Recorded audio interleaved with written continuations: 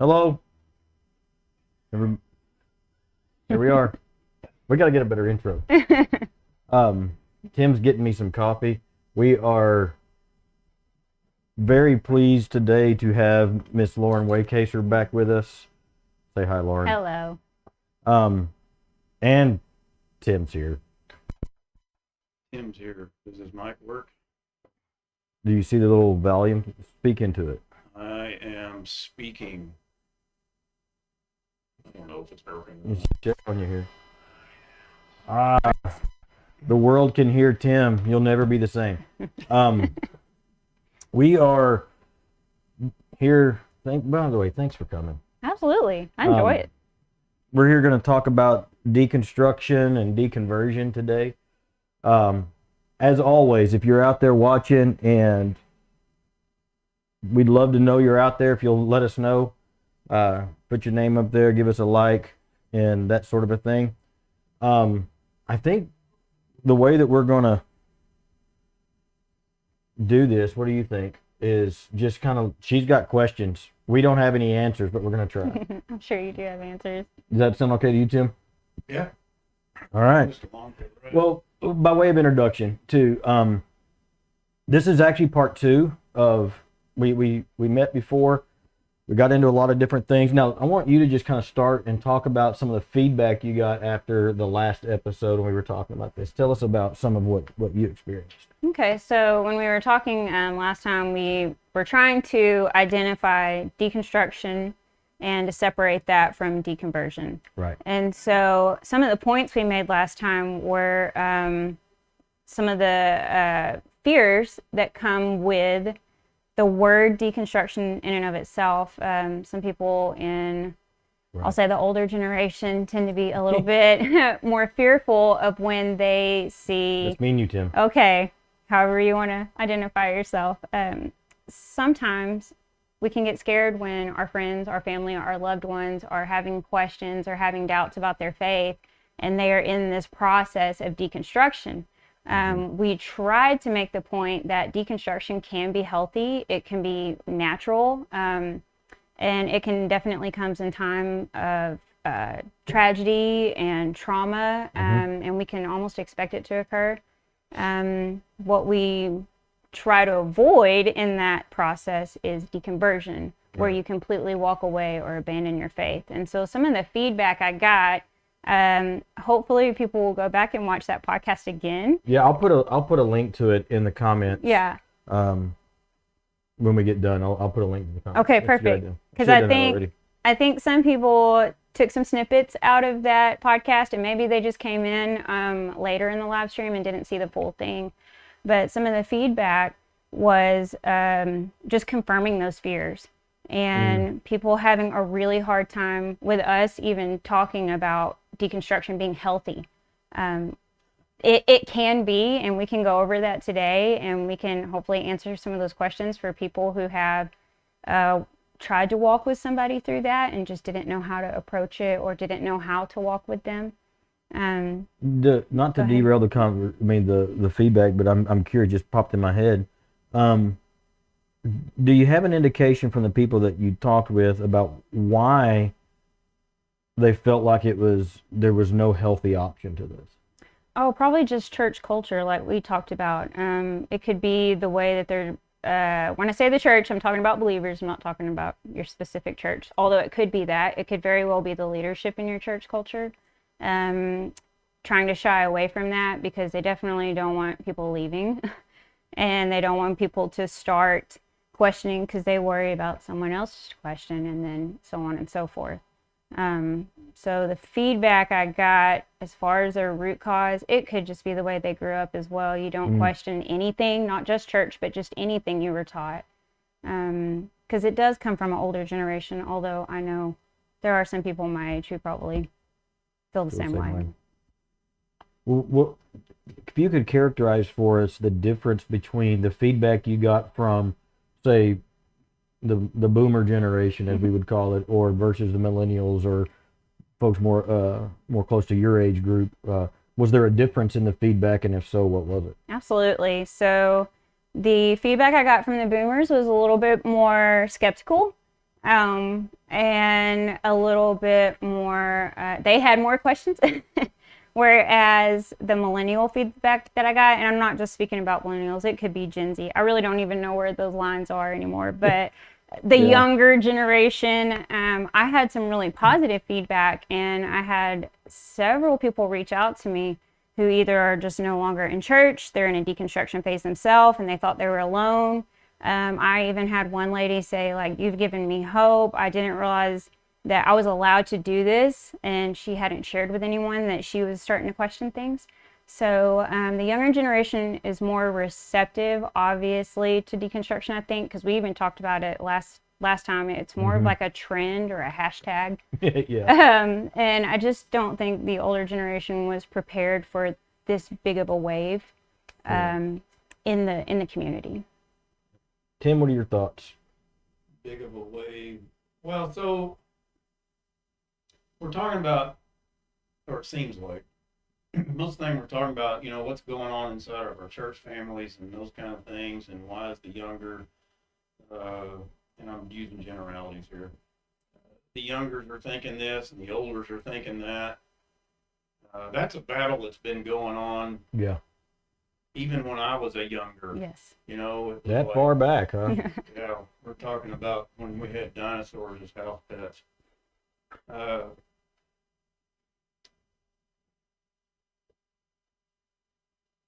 So deconstruction,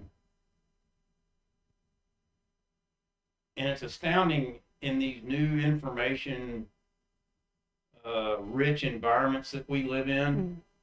You got instant information everywhere. Mhm. You can have AI dump it all over you, and you can have all this stuff, right? And so it makes you more sophisticated in theory. The more that you know, the more you can track with. Oh man, it happened. You just lost it, I didn't you? just had boomer effect. Maybe that's why the boomers don't like it. They just forget what's happening. What was the question? I was just giving your feedback on her feedback. But it's been going on for a long time, is where you were going. Yeah. So, well, no, that's what we were talking about, and I was leading up to the answer, or how I see it there. I'll put it in terms of culture. The point is the more sophisticated you get, the more terminology starts coming out to define something. Mm-hmm. We're always looking to define something. And if you can label that as a specific and an accurate definition, then that's what it is. Well, if you're limited beings.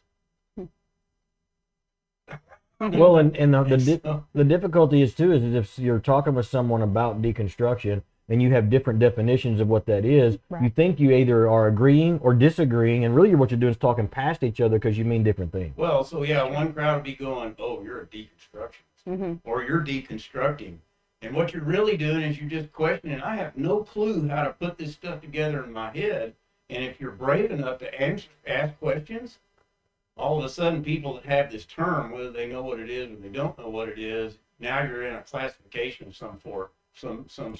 I know what it is, I don't know what it is, whatever it is, but I have the terminology, so therefore, I can engage. Yeah. My point in all of that is that we keep focusing on what are these things and how am I supposed to align in that. And I don't think that that's kingdom thinking at all. I don't mean that as a condemnation. I mean that if you find yourself like that, start look. Oh man, we say it so many times. Try to look God in the face, and I know that seems so abstract, but if you're trying to find your answer in a specific statement or a specific word or in a specific crowd, we're going to be having arguments like this all day long. You can't stop it. Yeah. And I know that it's the Job effect. That poor guy was righteous, and he was going through all kinds of stuff. And I guarantee you, he was going, where is all this coming from? Yeah. Well, he says as much. Well, he does, and his friends, I would say that they were friends, even though they were doing all the stuff that we're talking about people doing. Mhm. Oh, well, you must have been this, or you must have been that, or this must have been happening. I say they were friends because they were sitting with him. Well, and I think let me jump in because I think one of the things I want you to get to your list Yeah. is we see that in with Job's friends because he was experiencing something or behaving in a certain way. Assumptions were made about who he was, where he was, and why he was reacting the way he was, and they were all wrong. Their assumptions were just wrong. Mhm. But we do that with people that are deconstructing or have questions. And we do it trying to help. We do it. So I'm not even saying eat all that. No, they were. I think they were trying to help. They were at least with him, Mhm. you know. But the one that really helped him was the fourth guy, Elihu, who came in and actually got up in his grill and was like, "No, you got to think differently." So Mhm.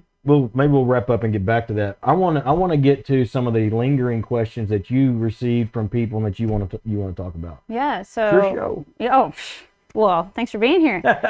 So I think it's important first to establish. It is important to establish terminology and language so that you have an understanding on both sides of what you're talking about. I agree with that. So we can start with the reasons for deconstruction, and I kind of Googled this and took a little bit of a verbal survey. So the reasons that Christians can deconstruct, one, just age. You know, you spend all your time, your faith is being constructed for you as a child, and then you get up into your adult years, your young adult years, and just the natural order of life, you start to question everything. And it's not just your faith, it's everything. You know, when you're a young adult and you leave the house and you're on your own, it can be a deconstruction phase of your whole life. And sometimes our faith is thrown in there with that. And so deconstruction for young adults could just be a natural part of human nature. But some other reasons is church hurt and abuse. You know, we've all experienced it on some level. And I don't ever like to compare, you know, my church hurt to somebody else because there are people who have been completely traumatized by the church. And then others who have just had some petty things happen too. But it's enough sometimes to cause someone to want to either walk away or disassociate themselves. Hypocrisy with their leaders, you know, you look up to someone and then all of a sudden that person has either done something that they've been preaching against, or your leader may have steered you in the wrong direction when you sought help from them. Okay. Also, the church can reject doubters or just at least fail to walk with them. You have someone doubting, the church can sometimes either say, hey, we don't know what to do with that, and, you know, kind of hush hush under the rug, or they just don't even know how to walk with that person. Right. And then some other ones was briefly, we talked about nationalism and identity politics. We'll skip over that. And then a thing that people my age are dealing with, and this is just life. This is not faith. It's definitely tied in with faith. Your age is. My, you know, it's that like 20s, You're not supposed to 30s ask anybody range. that. Me, that's a big context function. Young adult. Young adult. Young adults, we'll say that. Pre-30s. 30s. Ish. 30-ish. Yeah. And I've noticed this just in conversations with my friends. My generation struggles with a sense of purpose. And if they are not really deeply rooted in their faith, even if they are, sometimes we just wake up, you know, we are bombarded with social media. We are bombarded with world events and things being known in an instant instead of finding out later. We struggle, and I've struggled too, but I know people that deeply, deeply struggle with a sense of purpose. So those are the founding reasons for deconstruction, all of them legitimate, and all of them I can see where someone would say, hey, I need to take a step back and evaluate what I'm actually believing here. So my first question is it okay to step into a phase of deconstruction? Is it okay? Is it okay? I'm going to let you answer that, but I want to offer Tim Keller's definition for deconstruction that we were talking about it before we got on camera, which was really good. Tim Keller asserts that everybody goes through a form or a level of deconstruction at some point in time in their faith. And he described it as when you encounter some part of reality, some situation, just whatever your reality that your faith can't explain, handle, your faith as you held it at that moment is not able to explain or handle or deal with, and so you start trying to figure out, how can this be in the construct of the faith that I have at the moment? And typically it'll be used to grow your faith if you allow it to. But his assertion is everybody goes through it. In the 90s, we used to call it making your faith your own as kids would get older. And it really was the same thing, going from a provided structure of faith to a faith that they could navigate and own as their own. And we all did this sort of thing. We just didn't have the words for it, Sure. and it was actually considered a normal part of the growing up process to go from a provided construct of faith to digging around and figuring it out on your own. But for whatever reason, shifts in culture, whatever, now it's taken on a different character. Maybe it's because back then we all did it and still stayed at church. You stayed in the faith, and now we're seeing the exodus, and that's caused the alarm. That's but the question, and I'll just let you start, Tim, is it okay to step into a place of doubt and questioning at all? I think you're going to do it whether you're looking to do it or not. It is natural. So I didn't grow up in the church like Matt did, so he had a formal upbringing, so to speak, in the church. I was in a family that just took me to church, right? And so I got saved when I was young. And if you're not in the church system, you might not understand even me saying that, I got saved. Well, I got saved when I was young. Didn't really have much church going on until I got married. We were young when we got married. We had kids when we were young, and we started going to church. And that's where I got lit on fire. That's where God started preparing me for what he was going to have me do later. And that's a justified statement, but it's a long story. So long story short is I did a lot of stuff in the ministry. I was preaching, I was teaching, we were faithful in church, we went and did all the stuff. And then we went out and helped start a church that's turned into a very successful church. And that was kind of a team effort. I'm not telling you I went and started this successful church. But through that, I went out and started getting into the mission field, right? And we went and did stuff. And let me tell you, I can tell you stories that'd be like, holy smoke, that's doing the real thing, so to speak. Well, I got into a condition where God was bringing us out of where we were. It was Mexico at the time. And I did not want to come out. And that's all a story itself, but I'm getting to a point of deconstruction that I don't know that I would have labeled deconstruction, but that's what was happening. When I came out of there, I know God existed. I know that he saved me. I know that I had all these things, and I just looked him straight in the face and said, if it's going to be this hard, I don't want to do it anymore. I'm out. I remember that. And I didn't, I didn't throw my salvation out, or I was going to go live like a heathen or any of that kind of stuff. It was just kind of this thing. I was mad at Dad, so to speak, and I wasn't going to give him the satisfaction of letting him see that anything about what he was doing was right. And so, I'm just generalizing there. That's not what was going through my head. I was hurt. The church didn't hurt me, so again, I can't point to any of those things, but everything that you said, church hurts, all that kind of stuff, those things happen, okay? So it just pick one. It doesn't matter which one it is. Mine was at a thing where I was doing what I thought he wanted me to do, and then circumstances changed. There was no way that I could see what was going on at that point in time, but it ticked me off enough that and I don't really get mad about things, but I didn't know what to do with it. Everything was going to change 180 degrees, and I didn't know what to do with it. So I walked through that for about 5 years. Wasn't reading my Bible. We didn't go to church. Or we did, but very little. So there was a form of deconstructing going on there, that things that as I see now and what I do now, I almost had to go, well, I had to go through that. So, but what I hear you saying in that, though, is that not only do you think it's okay, but for you, it was formative. The process itself was formative. And I'm not telling everybody that's going to go through that. I wasn't looking to deconstruct it. I wasn't trying to go, well, I'm going to prove to y'all that God's not real. And, that's an extreme. Well, I think there's a lot of that's a lot of what we're seeing. Well, I think it is a lot of what we're seeing, because it's not just your generation. Mm-hmm. Yeah. Teenagers have no vision of what is purpose in life. Mm-hmm. I mean, it's been, with all the information we have out there, hope is gone. Yeah, we failed the social experiment of social media. Mm-hmm. Oh, heavens, yes. And, it's not that it shouldn't have happened or any of those kinds of things. It's just that where it complies with the church and how do you talk to people and those kind of things, I don't know. But I do know that my church raising, from the time that I articulated all that stuff, is in Romans 8. That if you believe in Scripture, or you're working to believe in Scripture, there's things that you have to take, and I think that the Spirit endorses those things, whether you like it or not. That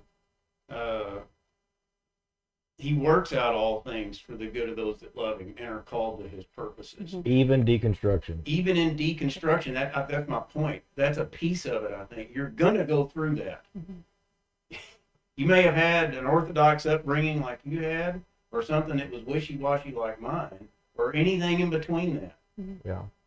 Well, and I think it's important to note that, It is okay, I guess, is my point. Yeah. It's a long story that. And I would say to the person that's dealing with the person that's going through it, I think, to me, there's a subtext question in there. Not only is it okay to step into this, but then is it okay for us, or how do we deal with people that are doing it? Right, and that was my next question. Okay.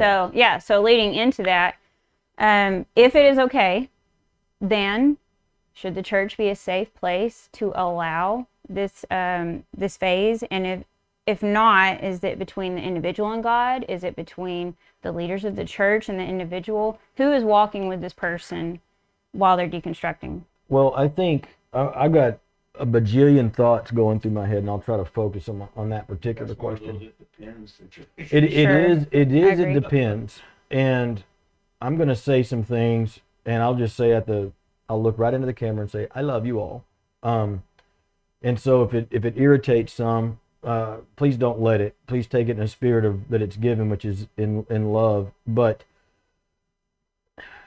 I want to take this in pieces. If it's okay, and I think we answer, I think it is okay. And we were talking earlier, I think we could go to the scriptures and find instance after instance after instance of people, Bible story characters who went through some phase of doubt. Elijah, we talked about that a couple of weeks ago. Even just doubting, wanting to die. Mm-hmm. Not even just like, I've had enough of this. It's I even want to die. Mm-hmm. Job, towards the end, went through some doubt, and just you could see him turning a little bit, even in his righteousness. So should the church be a safe place for this to be? To me, we've got to remember what the church is. The church is a group of individuals as much as it is a community. And I believe with all of my heart that we have lost some of our focus off of making disciples. And there's a reason I'm going to go down this road for just a second. The Great Commission is to make disciples, Yep. not to build churches. Right.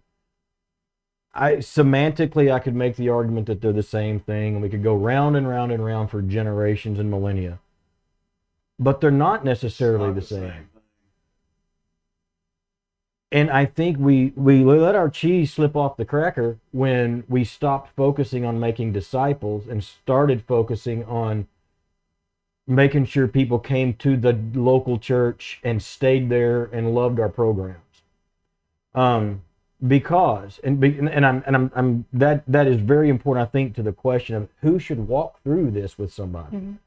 It's going to be very difficult. Having been in the ministry as a pastor for almost 30 years, it's going to be really hard for the senior pastor of a church of any size to walk through this with everybody that happens to bump up against it in his church. If he's got 50 people in his church and 10 of them are deconstructing at the same time, his resources are tapped. Mm-hmm. He can't do it. You can't address it from the pulpit sufficiently. I mean, globally you can, but out of 10 people, I bet you every one of them has a different reason for being in the place they're in, and they came from a different spot. Da da da da da. So it really falls back on somebody's got to walk through that with them. Somebody within the body, within the deal. How do you identify that? The individual that's deconstructing has to want to be able to. You took the words right out of my mouth. Yeah. And I think even as church leadership, we've got to be okay if they don't want to walk through it. Yeah. Well, that's where you do like Grandma used to do. They're going to go back in their prayer closet. They're going to be praying for you like crazy. That doesn't seem constructive to a lot of people. But the effectual, fervent prayer here, because do we or do we not believe what the Word tells us? The effectual, fervent prayer of a righteous man avails much. And I promise you, there are things in my life now that I've responded to the Spirit positively because of people like my mom, who prayed for me incessantly when I wasn't doing what she thought I ought to do. And in fact, maybe not doing what I ought to do. I don't know. But her resource at the time was to pray for me. And she did, and still does. And so we have this virus of needing to have all the answers. We have to have all the answers all the time and present this image in the church that we've got it all together. And that we know everything. I tell the church that I was teaching to Crossbrand Wednesday night, the most effective thing a pastor, elder can do is to say, I don't know the answers to your questions. But A, I'll go find out if I can, or B, maybe not in that order, but I'm here with you to try to answer them. I love you in spite of your questions. Or maybe I love you because you're having questions and you need somebody. And so the question being, should it be a safe place? I think if it's not a safe place, then the church is not doing their job. The church exists for, Jesus said it, it's not for the whole, the well, it's for those who need a physician. And so if we don't have a culture in our churches, local or in our church global, that allows a space for people to come in and say, you're supposed to have answers and I got questions.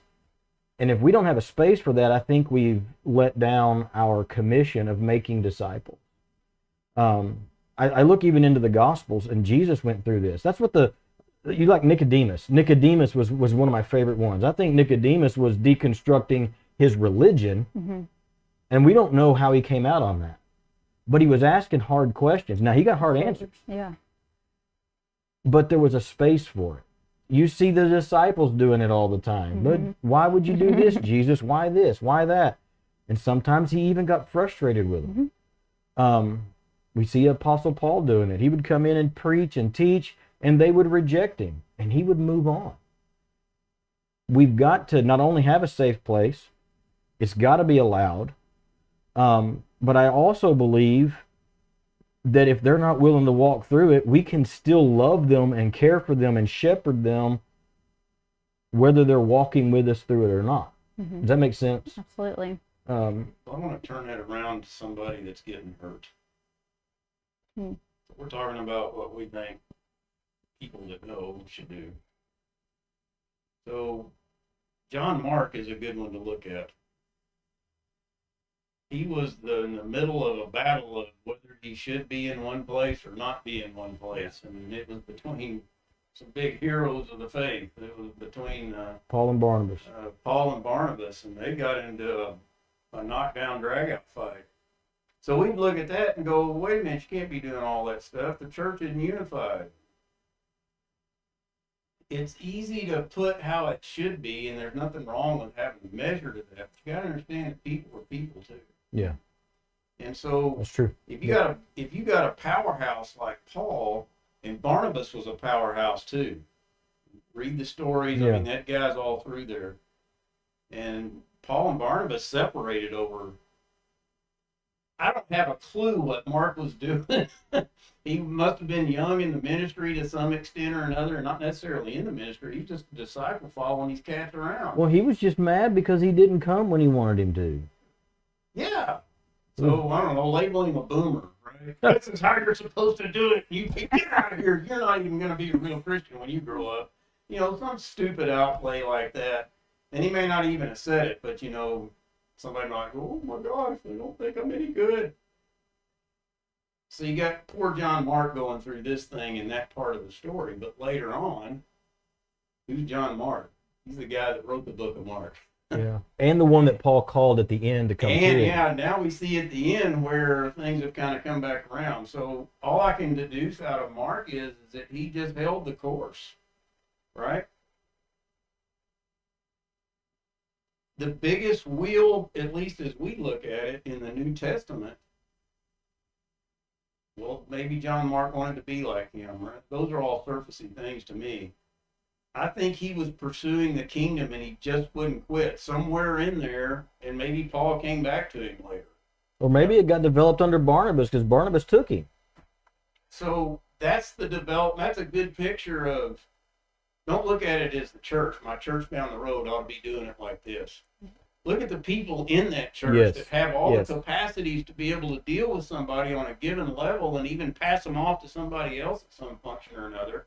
But you have to be like John Mark. You have to be willing to understand the truth is here, even if these people Or struggling to are show it. struggling to deal with it or work through it. Well, and I want to follow that up with the question is, should it be a safe place? And a lot of times in this conversation, the focus gets on how is the church and how should Christians respond to questions of deconstruction, and that's valid, 100%. But the flip side of that is I would make a plea to those who are deconstructing to also allow those of us in the faith, in leadership, to also be human. That was my next question. What is it? Okay, so if you are someone that is experiencing deconstruction, and back to your point with the church hurt, there are certain churches that you just should not be a part of. If you are in a deconstruction phase and you are not trusting your leadership there, you may have already reached out to someone and they have rejected you. At what point does that person say, I need to go elsewhere? I need to find someone else? That's a good question, and I had somebody ask me something really similar on Wednesday night, and I hate being vague, but my answers are always vague. I think it depends. Sure. And I am one for, I'm always pushing people to stay put if you can, if it's your community. At the same time, it's an individual journey. There's two sides to the coin. If someone just has general questions about their faith, trying to figure it out, and they're being rejected in that by church leadership, there's a problem in the leadership. At the same time, if the person's just a belligerent blowhard that's trying to cause trouble or whatever, they may not need to get that. If they're throwing a temper tantrum, you know, that may not be a space to just let that out either. I think wise leaders have to navigate that. So I think there's two sides of the coin. I think we have to be willing to let it happen and figure it out and work through it together out of love. What is 1 Corinthians 13? Love bears all things, hopes all things. At the same time, I think those that are really struggling have to allow leadership to also be struggling, even if they're not ready or willing to admit that they're struggling. So You're gonna run into that. And you are going to run into that. And that's why I tell people all the time in leadership, it's so much more valuable to say, I don't know, but I'm willing to figure it out with you, than it is, because that immediately communicates you're important, not your belief system as much, but you. And that's a big difference in somebody's heart. You know, it's like, I'm willing to walk through the mud with you because you are valuable. You are an image bearer of Christ and you're important. And whether what I believe, what you're saying and feeling is right and valid or not is irrelevant, you are important. And if we can cultivate that culture, I think we'll find ourselves in a place that's willing and ready to receive. Now, just like in sharing the gospel, not everybody's going to get saved, as it were, come to faith or follow Jesus. It's okay. It's tragic and it's sad, but it's not on us to close the deal. You know, we're sowers of seed. The Holy Spirit takes it and does what he wants to do with it, and if they don't receive it, they don't receive it. The same being as we're trying to help somebody deconstruct, if we don't pull them out of the pit and get them back on the right path, as it were, and bring them back to their faith, that's between them and the Lord individually. And you can say, I tried, and you can keep praying, and you can keep loving people even if they reject the faith that you hold so dear. But I have found that a lot of people are uncomfortable. I'll say it like I'm thinking it. They're uncomfortable losing. It's a scorecard. And so if they just want to, and I can see it because I'm guilty. There's people in my family, people, my good friends that I know that have struggled with the faith, and so much of the time, I wasted a lot of time feeling like I was losing, and I didn't want to lose, instead of just loving and letting God take care of all of those sorts of things. And that was a hard lesson to learn, and I learned it way too late. But I guess my plea to those in deconstructive phases would be, allow your church leadership to also be human and screw this up. Mm-hmm. And I would plead to church leadership and family and disciple-making people who are trying to walk through this with people, you also recognize your own humanity and their humanity, and this is all a big journey, and it's okay. What did Job say? The plans of the Lord cannot be thwarted. The church is not going to come off the rails. The global church, the church that Jesus is coming back for, will not be destroyed because we deconstruct. It may just be that the actual bride of Christ is going to come to the forefront and be purified. It may be that. Mm-hmm. And so I guess God did not give us a spirit of fear. And we think about that in terms of darkness and, and boldness in the gospel or whatever. But he also didn't give us a spirit of fear in dealing with questions and doubt. We don't have to be afraid of people that have questions and doubt. It's okay. And it's okay if they don't see your way. I'm not wired that way. I was a debater in college and high school, and I wanted to convince everybody. And I really thought early in my ministry that was my job as a pastor, was to convince everybody that what I was saying was right. That's just not true. Why are you laughing? Sorry, inside. Well, it's the truth. No, it is the truth. I'm not laughing at you. I'm laughing with you. All right, next question. Anyway, yeah. Well, okay, so I think too, and I thought about this a little bit more. So we talked about deconstruction resulting in one of two things. You're either coming back to faith or you're completely abandoning it. And I think there's a third option that we missed, the hopeful agnostic. It's the person that's in like a present day spiritual purgatory almost, where, I hope there's a God, but, I'm not going to go to church, or I'm not even just attending church, but I'm not going to practice my faith. So what would you say to the hopeful agnostics out there who are just kind of in between? They've gone through their deconstruction, but they never ultimately made a decision. You mean decision like to be saved, or? Right, they're just in a cynical phase of their life, and they're not stirred one way or the other. Take a shot. Yeah, go for it. So I was thinking about some semblance of that, but I didn't label it specifically like that while we were sitting here. So if you're the one that's like that, she labeled as an agnostic, you kind of believe, you want to believe, you don't really know. Maybe you visited a church or two, or maybe you hadn't, or you watched it online and you're thinking, that ain't me. If you feel a desire to search out the things of what we would call the kingdom, know more about church, learn more about the Bible, figure out who God is, that's not accidental. Now, if you're not a believer, you may not agree with that. Won't argue that, I get it. But I would tell you that's not accidental. Mm-hmm. That is a leading of the Creator, I'll use that term, to start seeking things. Because we believe as believers, we were created by God. And we have a lot of attributes in us that are hardwired, I'll call it. So you seeking that creator is actually a natural, it's innate, Yeah. right? So those things that you're looking for in that regard is something, if all that's true, there's an innate function to go find out the one that made you, because you're a part of that. But if you get to a point to where you're, I don't know if the term would be apathetic or something along those lines, like you were talking about, well, these things, I've tried this, I want to do that. I don't want to do that. Well, what's happening there is don't mean to be harsh, but you're being lazy and you really don't want to know it. You want it to be convenient. Could I interject? Yeah. Maybe it is that they're looking in the wrong place. Well, but if the Lord's leading those things, He might take you to 2 or 3 places. Like there comes a point where you just decide you don't want to do it anymore. And we'll look at people like that on the church side and we'll go, oh, well, they're just deconstructing their faith, so it's not their fault. No, it's human nature. I looked at God in the face and said, I'm not doing this anymore. And I didn't. Right. For some time. Now, a little different situation.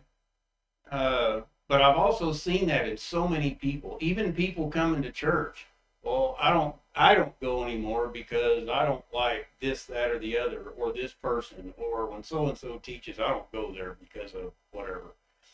That's a human tendency, right? Because you're not drawn and you're naturally growing and all that, we like to put that down and say, well, the church is either doing it right or it's not doing it right. That's not how people work, right? You may have these feelings, but you don't express them. So how do we reach those that are not wanting or want doing? I don't know. I think if you find a specific place, I was a policeman for a lot of years, and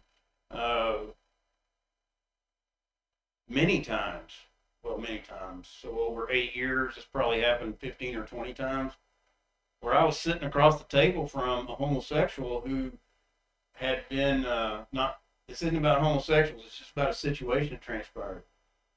That we got there to talk to them because in the state of Texas, it's illegal to kill yourself. And so somebody would call in that they were trying to commit suicide or something along those lines. In some places they were trying to do it and they were, intervening was able to stop that. Or they were in motions of seriously thinking about it. Somebody that cared about them would call in. And so I'm across the table just visiting with them while we're waiting on somebody. I mean, we'd actually arrest people and take them in for psychological evaluations for that stuff. That's how the law works, right? So don't get tied up into that. But I was a growing Christian at the time. And I even remember then that I would ask them, have you ever thought about God? You ever thought about, I don't think I ever said, you ever tried going to church? Because even then I was already separating out what the kingdom was. And almost in my head, as I remember it, almost every time it was, yeah, well, I tried church with it. And I remember going, no, that's not what I asked you. Yeah. And I wasn't trying to beat them up. I was trying to give them someplace to go, right? And there's only one of them that I can think of that I was able to track over a period of time that they started pursuing God and trying to find out who He was and how that related to them. And I'd love to give you a great success story that, Well, I've got one. happened, but I'll share when you're done. But I'm giving the story to say that when I asked them that question, it wasn't are you this or are you that? I could see by the response in them that there was an innate grasp of who God was, and they wanted that to be right. Does that make sense? They might not be able to define it or put labels on it, but it was in there. Yeah. It was in there. It was the Spirit that showed me that. It wasn't necessarily just how they responded to those things. And I was able to articulate that then, that I knew that. I didn't know how to answer them, how to get them further down the road. But I guess it encouraged me to see that even in the depths of that, and even if they were going completely against I'll say the homosexuality, pursuing that, so they're going against God, don't get wrapped up in all that stuff. The Creator was reaching down inside of that, and it's hopeful, is my point. Yeah. But it comes to the point where you go, I don't want to do that. That's the other side where I don't know how you deal with that, but I do know that that is a factor inside of this. If they're not coming to it, then I'm not pursuing and making it right. Well, if you're describing someone who's a hopeful agnostic, I would say they're still in the pursuit phase. Sure. They're pursuing, they're pursuing something. The first thing I would say was, regardless of where your journey takes you, I love you. And what I can do to help you, and that seems so trite and whatever, but if you look, that's really what Jesus did to the people that he encountered that weren't sure about him or anything. He just loved on them first. The other thing I would do to them is I would just affirm their journey and their questions. It's okay. Let them know that wherever they're at, it's where they're at, period.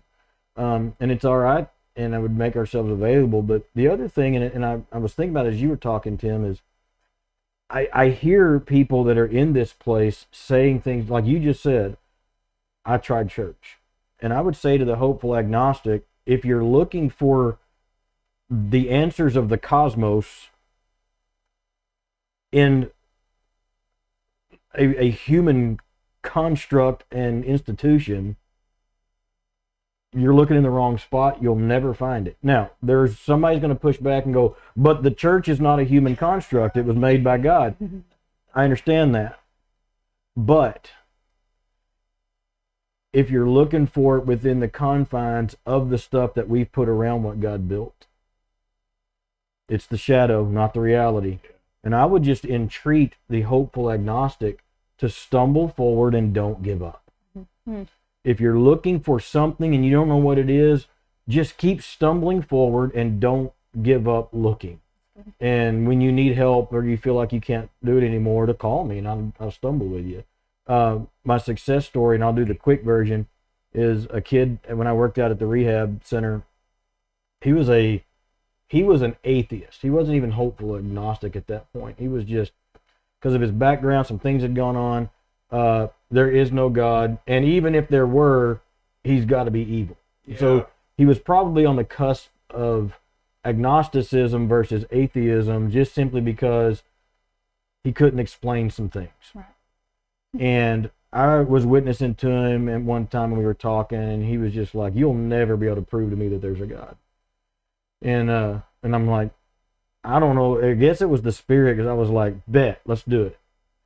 And I laid out this impossible scenario, and I gave him a notebook and a pen, and I said, for 7 days, I know you don't believe in God, but I want you to, will you commit to pray? And he was like, I don't believe in God. And I said, that's fine. You pray to the God that Matt believes in. Mm-hmm. And I said, and then I'll pray. We had a time every day at the same time. And all I want you to do is just say, if you're real, show me. That's it. Reveal yourself to me. And I'm kind of nervous about that, because I'm like, if this goes south, this is going to really look stupid. And but I believe the Lord was leading me to do it. And he started, and I started. So in my prayer time, I'm like, God, you've got to do something. I'm going to look stupid, And I was really worried about the way I looked, to be honest. But I wanted this kid to get it. And several days went by, and I'd check in with him, and he got anything. He's like, I got nothing, bro. And I'm thinking, oh man, it's getting crunch time. And that was on like a Monday, and like on Thursday, he had one thing. I saw clouds moving, and that could be God, because he couldn't see the wind, and at least he was starting to think, And there were a couple of 3 little benign things like that. And it was like Friday came, and I went home for the weekend. Monday, day 7, I come back into work, and this cat runs up to me like it's Christmas morning, and hands me his notebook. Now the backstory is his family had been destroyed. That was part of the reason he was in drug rehab. I mean, and he hadn't seen his mother in years. She didn't want anything to do with him. And I opened up his notebook, and it said, Mom came to family day. That has to be God. And I mean, I just was like, start crying. And I wound up actually being able to lead that kid to the Lord. And it was one of those kind of deals to where a space was given for him to not believe. Mm-hmm. And I took a huge risk, and I believe at the prompting of the Holy Spirit to just be like, it's okay if you don't believe, but let's journey this together. Mm-hmm. And I put an end time on it because I just was like, if this ain't gonna work, I'm gonna bail and save face. But and that was not the right attitude, but it worked for him. And I think to the hopeful agnostic, I would just say find somebody. And where do you find them? That's the big question. I hope you can find it within the body of Christ somewhere. A friend, somebody who's willing to just journey with you. And I would tell them, stumble forward and don't give up. So other deconstructor types that I've run into, they don't want to go into like a small church down here where they're looking for the new person, right? Leave me alone. I don't know that that's really right or not. That's not my point. But if you're thinking like that, you don't want to go into a church because you're going to have the welcoming committee all over the top of it, and that's not you. Find a big church. Because it's easy to go get lost in there, go through the worship service, listen to the sermon, and get out, and nobody even could spot you if they wanted to.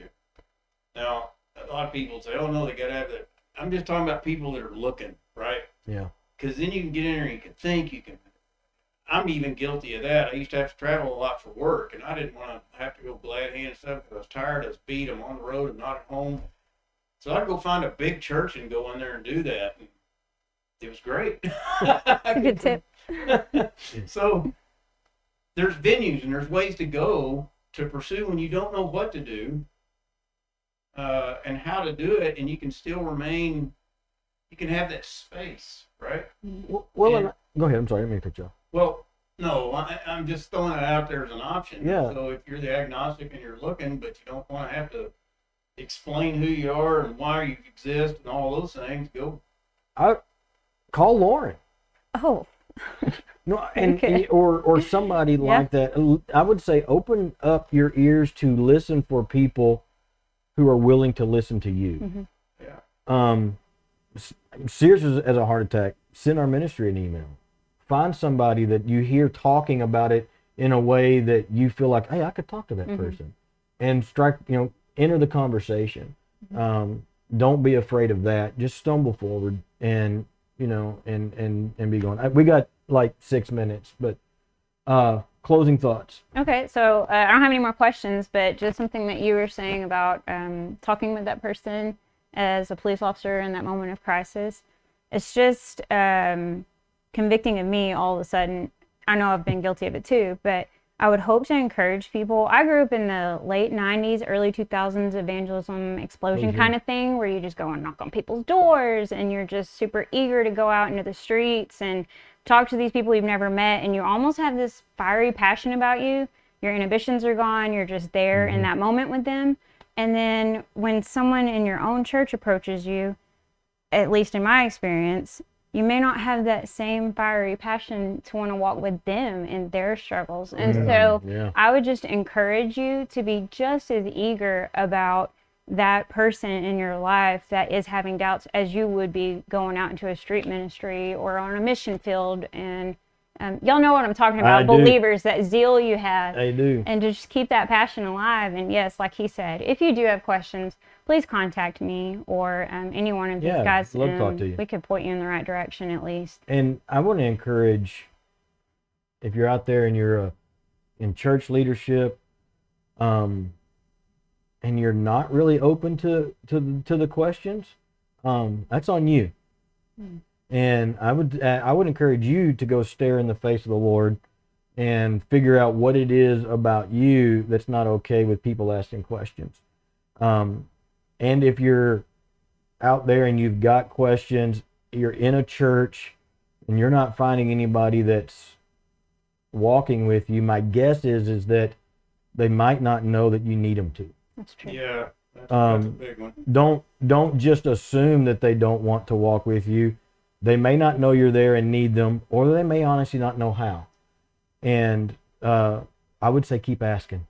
Go to the leadership and keep, and force the issue in that terms. If you're already in the church and you're just questioning, you're not sure what to do. Maybe you're not in the agnostic phase. Maybe you are a believer. You're just like, I got a lot of questions about the church or about my faith. Go to somebody. If they can't direct you to somebody that will help you, that's a different matter. But my guess is 99% of the time, somebody will. And, don't be afraid to do that. Mhm. You got any ending thoughts, Tim? Probably do. I just don't know what they are. He had thoughts and he forgot them. He's a boomer. It just happens. Lauren, thank you for coming. Yeah, thanks for having me.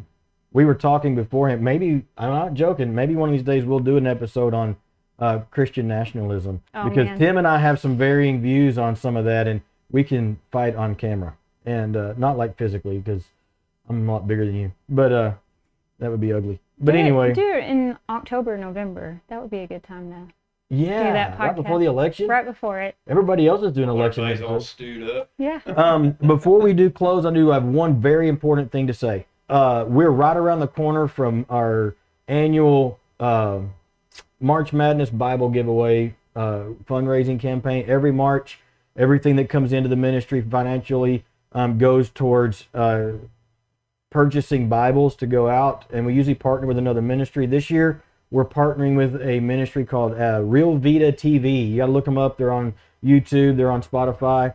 They're on Facebook. It's by Jeremy and Eve Coe. And their ministry, they go into prisons, specifically a lot of times into the segregated units and the guys and gals that don't get to come to church when they have services. They'll go minister to them, and even in solitary and things. But their podcast is on the tablets that all inmates get nowadays. There's 2 different platforms, and we're talking hundreds of thousands of inmates listening to the gospel being shared through their ministry on the tablets, but they go in physically here in Texas and even some of the surrounding states, and they hand out Bibles. And so we're partnering with them. Everything that we get this March will go towards Real Vita TV and helping them to take Bibles into the prisons, physical Bibles that the guys and gals can read. And the number of letters they get every week from people who have lives have been transformed through their ministry is absolutely staggering. They're being used very mightily by God, and so we're happy to partner with them this year. You're going to see probably the next day or two, links will start coming out on our social pages, on my page, on the website for how to. If you can just go to, I'll put the little thing up here. You can go to donate if you want and just put in the memo. It's for March Madness, and it'll go to that. 100%, every dime, every penny that comes for March Madness Bible giveaway goes towards Bibles. There's no administrative cost taken out or anything. 100%. I think last year we wound up with about 12 or 1,500 Bibles at the end of the campaign. I'm shooting for 2,000 this year, 2,000 Bibles. And just some of you asked, they're around $3 to $5 a piece on the expensive end. If we get a good deal, we can get them for about $2 a pop. So that tells you what we need. So there you go. That's coming right around the corner. That's really about the only thing I've got. You got anything, Tim? Nope. All right. Thanks, Lauren, for coming. Yeah, thank you. We'll see all of y'all next time, and y'all have a good time. Bye. Bye. And I don't know if that's Taking applications for